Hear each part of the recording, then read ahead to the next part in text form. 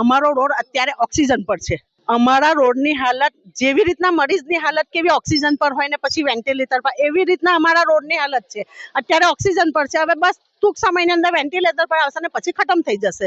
આ રોડ પર રાજવી ટાવરથી લઈને તાંદલજા ગામ સુધી છે, તાંદલજા ગામથી આગળ કિસ્મત ચોકડી સુધી છે. વર્ષોથી એમનું બસ એક જ કામ છે, ચોમાસું આવે એટલે તે પહેલા ખાડા ખોદી નાખે, પબ્લિકને બતાવે કે અમે રસ્તાનું કામ ચાલુ કર્યું છે.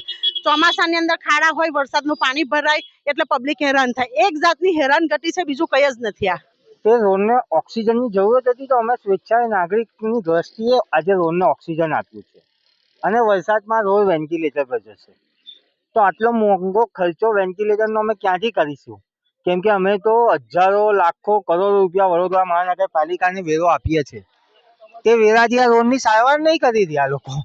વર્ષોથી આ લોકોને રજૂઆત કરી કે અમારો રોડ બીમાર છે, બિસ્માર હાલતમાં છે, મરવા પડ્યો છે, ઓક્સિજન પર છે, વરસાદમાં વેન્ટિલેટર પર આવે છે, તો પણ અધિકારીઓની આંખો નહીં ખુલતી. અને નજીવો વરસાદ પડે તો રોડ વેન્ટિલેટર પર આવે. આજે અનોખી રીતે વિરોધ કર્યો છે, સમજ્યા? વહેલામાં વહેલી તકે આ રોડ બને તેવી અમારી માંગણી છે. આજે રોડને ઓક્સિજન આપવાનું કામ કર્યું છે.